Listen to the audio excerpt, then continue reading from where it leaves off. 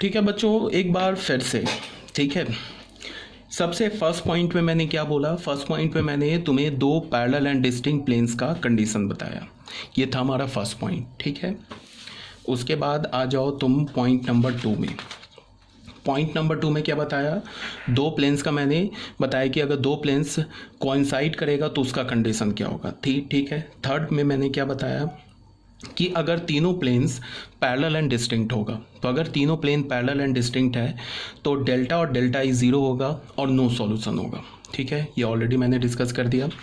उसके बाद क्या है, पॉइंट नंबर 4 में क्या बोला कि अगर तीन प्लेन में से कोई भी दो प्लेन पैरेलल हो जाए और तीसरा जो प्लेन है ना वो नॉन पैरेलल हो जाए, मतलब कि दो प्लेन ऐसे पैरेलल, ठीक है, और तीसरा प्लेन जो उसको ऐसे कट करे, तो भी ऑब्वियस ही बात है तीनों प्लेन्स पर कोई भी हमें पॉइंट ऑफ इंटरसेक्शन नहीं मिलेगा।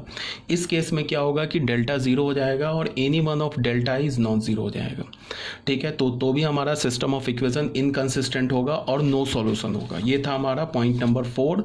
पॉइंट नंबर 5 में मैंने क्या बोला कि कोई भी तीन प्लेन में से कोई भी दो प्लेन क्या हो जाए, कॉन्साइड कर जाए, और जो थर्ड प्लेन हो ना, कोई भी दो प्लेन कॉन्साइड कर जाए, तीसरा प्लेन उसके पैरेलल हो जाए, तो इस केस में क्या होगा, सिस्टम ऑफ इक्वेशन क्या हो जाएगा? दो प्लेन कॉन्साइड कर गया। ठीक है, दो प्लेन कॉन्साइड कर गया, तो अगर दो प्लेन कॉन्साइड कर गया इसका क्या मतलब है कि वो दो प्लेन नहीं गिवन है, वो एक ही प्लेन गिवन है। तो जो भी दो प्लेन कॉन्साइड कर रहा है उसमें से कोई भी एक प्लेन हटा दो, एक प्लेन हटा दो। अब तुम देखो कि दूसरे प्लेन और तीसरे प्लेन के बीच में क्या चल रहा है। तो दूसरा प्लेन और तीसरा प्लेन अगर पैरेलल एंड डिस्टिंक्ट हो गया तो फिर क्या हो जाएगा, डेल्टा और डेल्टा आई क्या हो जाएगा हमारा, ज़ीरो हो जाएगा, एंड सिस्टम ऑफ इक्वेशन क्या हो जाएगा, इनकंसिस्टेंट एंड नो सॉल्यूशन। ये था हमारा पॉइंट नंबर 5। अब पॉइंट नंबर 6 में हमने क्या बोला कि if any two planes out of the three planes are coincident and the third plane is non parallel to the coincide plane. अगर कोई भी दो प्लेन, तीन प्लेन में से कोई भी दो प्लेन कॉन्साइड कर जाए और तीसरा प्लेन क्या हो जाए, उस जो दो प्लेन कॉन्साइड करा उसके नॉन पैरेलल हो जाए, तो इस केस में भी डेल्टा और डेल्टा आई क्या हो जाएगा हमारा, ज़ीरो हो जाएगा, और सिस्टम ऑफ इक्वेशन क्या हो जाएगा, इनकंसिस्टेंट हो जाएगा। सॉरी, नॉन कॉन्साइड कर रहा है ना, तो सिस्टम ऑफ इक्वेशन क्या हो जाएगा, यहाँ बोला है any two plane of the three plane coincide and the third plane क्या हो जाएगा, third plane non parallel to the two coincides plane. तो इस केस में क्या हो जाएगा, डेल्टा और डेल्टा ई ज़ीरो हो जाएगा, एंड सिस्टम ऑफ इक्वेशन क्या होगा हमारा, कंसिस्टेंट होगा एंड इन्फिनाइटली मेनी सॉल्यूशन होगा। इस केस में जो इन्फिनाइटली मेनी सॉल्यूशन होगा वो हमें एक स्ट्रेट लाइन पे मिलेगा। अब आ जाते पॉइंट नंबर 7 पे। पॉइंट नंबर 7 में क्या है कि तीनों प्लेन्स कॉन्साइड कर गया, तो तीनों प्लेन्स अगर कॉन्साइड कर गया तो भी क्या होगा, डेल्टा और डेल्टा ई ज़ीरो हो जाएगा और हमें इन्फिनाइटली मेनी सॉल्यूशन मिलेगा। बट पॉइंट नंबर 6 और पॉइंट नंबर 7 में देखो, पॉइंट नंबर 6 में भी क्या है, इन्फिनाइटली मेनी सॉल्यूशन मिला है, सिस्टम कंसिस्टेंट मिला है यहाँ भी, और डेल्टा ई ज़ीरो मिला है हमें, डेल्टा और डेल्टा ई ज़ीरो मिला है, और सिस्टम ऑफ इक्वेशन क्या मिला हमें, कंसिस्टेंट मिला, इन्फिनाइटली मेनी सॉल्यूशन मिला है। बट इस केस में जो इन्फिनाइटली मेनी सॉल्यूशन मिला वो हमें एक स्ट्रेट लाइन पे मिला है। तो अगर हमें क्या करना होगा, उस इन्फिनाइटली मेनी सॉल्यूशन को लिखना होगा तो हम एक पैरामीटर यूज़ करेंगे। ठीक है, और इस केस में क्या मिला है हमें, तीनों प्लेन्स कॉन्साइड कर गया, कॉन्साइड्स हो गया, तो उस केस में क्या होगा कि डेल्टा ई ज़ीरो होगा और सिस्टम कंसिस्टेंट होगा, इन्फिनाइटली मेनी सॉल्यूशन होगा। बट यहाँ पे जो इन्फिनाइटली मेनी सॉल्यूशन है वो हमें प्लेन पर मिला है, तो इस केस में जब हम इन्फिनाइटली मेनी सॉल्यूशन को लिखेंगे तो क्या यूज़ करेंगे, दो पैरामीटर्स यूज़ करेंगे। तो अभी तक यहाँ तक बात थी। अभी तक हमने जो भी केस लिया है ना, ये केस नंबर 7 तक, तो केस नंबर 7 तक क्या है कि जो प्लेन्स थे वो या तो पैरेलल थे या तो कोइंसिडेंट थे अभी तक। ठीक है, अभी तक हमने जो डिस्कस किया है, जिसमें हमें नो सॉल्यूशन मिला है, जिसमें हमें इन्फिनाइटली मेनी सॉल्यूशन मिला है, इसमें क्या था, सिस्टम ऑफ इक्वेशन क्या था, या तो प्लेन्स पैरेलल थे या तो कोइंसिडेंट थे।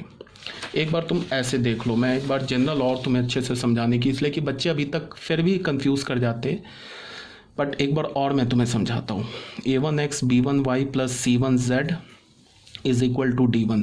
एक हमने ले लिया a2x plus b2y plus c2z is equal to d2। इसको तुम देखो, a3x plus b3y, sorry a3x plus b3y plus c3z is equal to d3। मान लो कि तुम्हारे पास ऐसा मिल गया तीन केस। ठीक है, अब सुनो क्या है, ये फर्स्ट प्लेन, ये सेकंड प्लेन, और ये हमारा थर्ड प्लेन।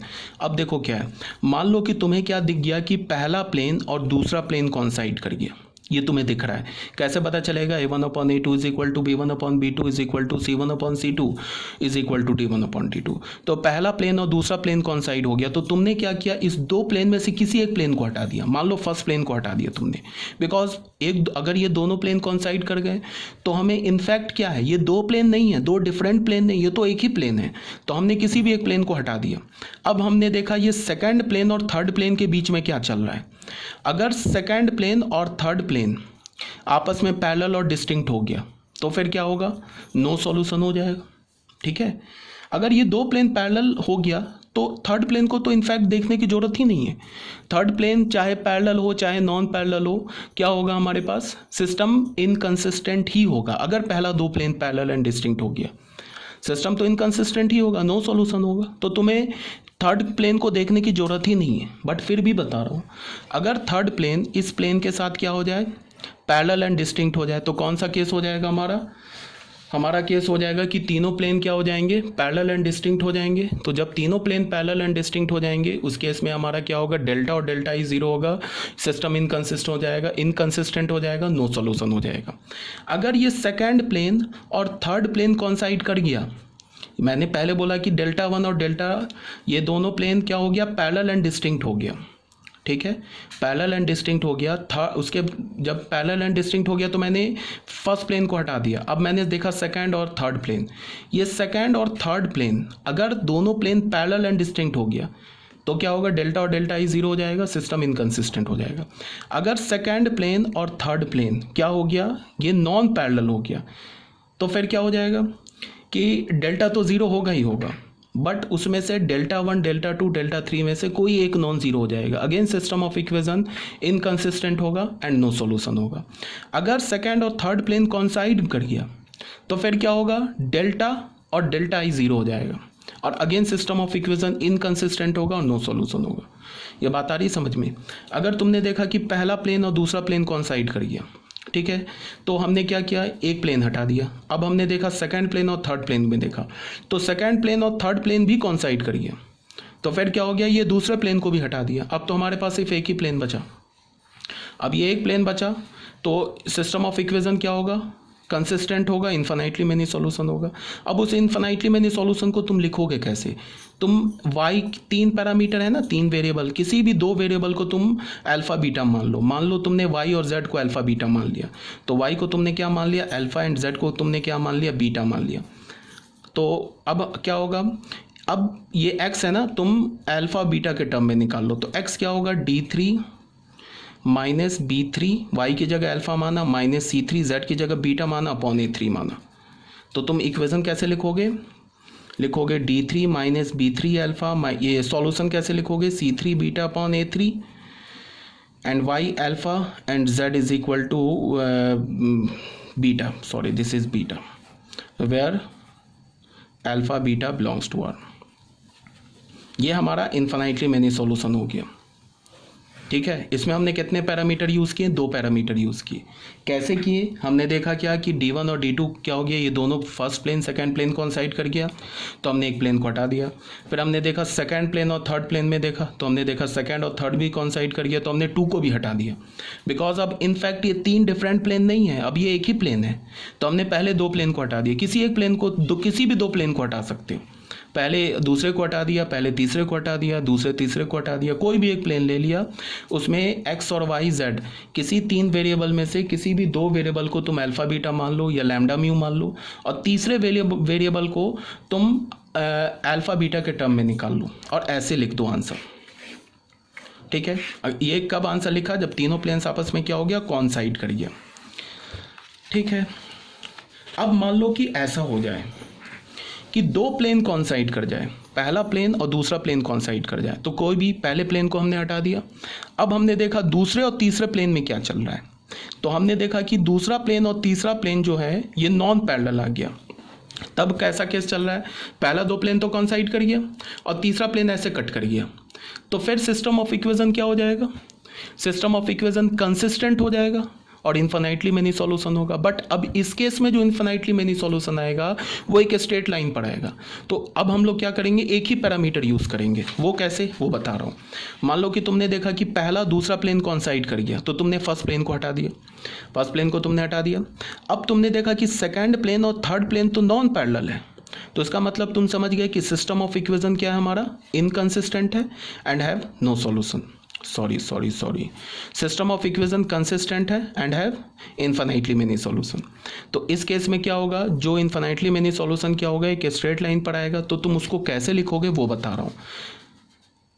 तुम क्या करोगे कि ये सेकेंड इक्वेशन थर्ड इक्वेशन में से किसी भी एक एक्स वाई जेड में से किसी भी एक को तुम मान लो अल्फा मान लो तुमने जेड को अल्फा मान लिया, तो जेड को अल्फा मान लिया। अब हमारे पास कितने पैरामीटर्स ये वेरिएबल्स बच गए, एक्स और वाई। तो इस दो इक्वेशन में से तुम क्या करो, क्रॉस मल्टीप्लिकेशन यूज करके एक्स वाई को तुम अल्फा के टर्म में निकाल लो। समझ रहे हो बात को, एक्स वाई को किसके टर्म में निकाल लो, अल्फा के टर्म में। फिर तुम ये सॉल्यूशन कैसे लिखोगे, एक्स ये अल्फा के टर्म में आ जाएगा, वाई ये अल्फा के टर्म में आ जाएगा, और जेड हमने क्या मान लिया, अल्फा। और यहाँ पे क्या लिख देंगे, where alpha belongs to R. तो ये भी इन्फिनाइटली मेनी सॉल्यूशन हो गया, ठीक है। बट यहाँ हमने क्या किया, एक पैरामीटर यूज़ किया। एक बार और बोलने का मतलब क्या, कि अगर तुमने देखा कि पहला दूसरा प्लेन हमें क्या मिल गया, पहला दूसरा प्लेन हमें कॉन्साइड कर गया, तो पहला दूसरा प्लेन कॉन्साइड कर गया, तुमने फर्स्ट प्लेन हटा दिया। उसके बाद तुमने सेकंड और थर्ड प्लेन को देखा, तो सेकंड और थर्ड प्लेन भी कॉन्साइड कर दिया, तो तुम सेकंड प्लेन को भी तुमने हटा दिया। अब ये जो थर्ड प्लेन बचा ना, ये थर्ड प्लेन क्या हो गया हमारा, इससे हमने सॉल्यूशन लिखा। सॉल्यूशन के लिए क्या किया हमने, किसी भी दो वेरिएबल को हमने अल्फा बीटा बोल दिया, तीसरे वेरिएबल को अल्फा बीटा के टर्म में निकाल दिया, तो ऐसे हमारा आंसर आ जाएगा, ठीक है। ये इन्फिनाइटली मेनी सॉल्यूशन हो गया जिसमें दो पैरामीटर्स इन्वॉल्व हैं। अब सेकंड केस में हमने क्या बोला कि हमने देखा कि पहला दूसरा प्लेन कॉन्साइड कर गया, तो एक इस प्लेन को हटा दिया। अब और सेकंड और थर्ड प्लेन में हमने देखा सेकंड और थर्ड प्लेन नॉन पैरेलल है, तो फिर भी इन्फिनाइटली मेनी सॉल्यूशन होगा, डेल्टा और डेल्टा ई जीरो होगा, ठीक है। तो अब उस इन्फिनाइटली मेनी सॉल्यूशन के लिखने के लिए हमने क्या किया, एक्स वाई जेड इस सेकंड और थर्ड इक्वेशन में एक्स वाई जेड में से किसी भी क्या किया, एक को x को या तो y को या तो z को हमने अल्फा बोल दिया, और फिर हमने क्रॉस मल्टीप्लिकेशन यूज़ किया और x और y को किसके टर्म में निकाल लिया, अल्फा के टर्म में निकाल लिया, और ऐसे लिख दिया अल्फा बिलोंग्स टू आर। तो फिर इन्फिनाइटली मेनी सॉल्यूशन आ जाएगा, ठीक है। ये क्लियर होना चाहिए। अभी भी अगर तुम्हें कोई डाउट रह गया तो पूछ सकते हो। तो अभी तक हम लोग किस केस में कर रहे थे, जब सारे प्लेन्स या तो पैरेलल थे, कॉन्साइड थे, ठीक है। इस केस में हम लोग कर रहे थे कि सारे दो प्लेन्स पैरेलल हो गए, या तीनों प्लेन्स पैरेलल हो गए, या दो प्लेन कॉन्साइड हो गया, तीसरा प्लेन नॉन पैरेलल हो गया, या दो प्लेन कॉन्साइड हो गया, तीसरा प्लेन भी कॉन्साइड हो गया। तो इन सब का कंडीशन हम देख रहे थे। अगर देखो ये तुम्हें लग रहा होगा ना तुम लोगों को सुन के कि मैं कोई बहुत ही मतलब कॉम्प्लेक्स बात बता रहा हूँ, बट अगर तुम एक दो बार मेरे लेक्चर को सुनोगे और ध्यान से PDF पढ़ोगे तो बिल्कुल आसान है, इसमें कहीं कोई प्रॉब्लम नहीं है। बस तुम प्लेन को देख कर ना, प्लेन के इक्वेशन को देख कर ही बता सकते हो कि क्या चल रहा है, सिस्टम कंसिस्टेंट है, इनकंसिस्टेंट है, या इन्फिनाइटली मेनी सॉल्यूशन है, ये इन्फिनाइटली मेनी सॉल्यूशन है या नो सॉल्यूशन है। अगर तीनों प्लेन पैरेलल हो गया, पैरेलल एंड डिस्टिंक्ट हो गया, तो कोई भी बच्चा बोल सकता है कि नो सॉल्यूशन होगा। इस केस में डेल्टा और डेल्टा आई क्या हो जाएगा, जीरो हो जाएगा। अगर दो प्लेन पैरेलल एंड डिस्टिंक्ट है, तीसरा प्लेन कट कर गया, तो भी नो सॉल्यूशन हो जाएगा। इस केस में क्या होगा, डेल्टा जीरो हो जाएगा, और डेल्टा आई में से कोई भी delta 1, delta 2, delta 3 non zero हो जाएगा, कोई एक या तो तीनों भी हो सकता है। अगर मैंने बोला कि तीन प्लेन में से दो प्लेन कॉन्साइड कर गया, ठीक है, और तीसरा प्लेन पैरेलल हो गया, तो क्या होगा, फिर डेल्टा और डेल्टा ई जीरो हो जाएगा, नो सॉल्यूशन हो जाएगा। अगर मैंने बोला कि तीन प्लेन में से कोई दो प्लेन क्या हो गया, पैरेलल एंड डिस्टिंक्ट हो गया, और तीसरा प्लेन उस दो पैरेलल एंड डिस्टिंक्ट प्लेन के साथ नॉन पैरेलल हो गया, फिर भी क्या हो जाएगा, डेल्टा जीरो हो जाएगा। तो क्या होगा, डेल्टा जीरो हो जाएगा, और एनी वन डेल्टा आई क्या होगा हमारा, नॉन जीरो हो जाएगा, सिस्टम इनकंसिस्टेंट हो जाएगा। फिर मैंने क्या बोला कि अगर तीन प्लेन में से कोई भी दो प्लेन आपस में क्या कर जाए, कॉन्साइड कर जाए, और तीसरा प्लेन उस दो कॉन्साइड प्लेन के साथ नॉन पैरेलल हो जाए, फिर डेल्टा और डेल्टा ई जीरो हो जाएगा, सिस्टम क्या हो जाएगा, कंसिस्टेंट हो जाएगा, इन्फिनाइटली मेनी सॉल्यूशन होगा। बट ये जो होगा ये एक लाइन पर इंटरसेक्ट करेगा, तो वन पैरामीटर यूज़ करेंगे। फिर क्या हो सकता है कि तीनों प्लेन कॉन्साइड कर जाए, तो इसका मतलब कि इनफैक्ट 3 प्लेन नहीं, एक ही प्लेन दे रखा है, तो भी फिर सिस्टम ऑफ इक्वेशन क्या हो जाएगा, कंसिस्टेंट हो जाएगा, इन्फिनाइटली मेनी सॉल्यूशन होगा।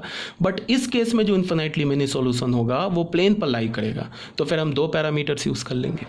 तो अभी तक जितनी बात चल रही थी ना, ये किस में चल रही थी, जब प्लेन्स हमारा क्या था, जब प्लेन्स हमारा पैरेलल था या कोइंसिडेंट था। अब की बात जो अब नेक्स्ट टॉपिक जो हम करेंगे इसके बाद, इसमें हम कोएक्सियल प्लेन पढ़ेंगे। कोएक्सियल प्लेन का क्या मतलब है ये भी आगे बताया जा रहा है।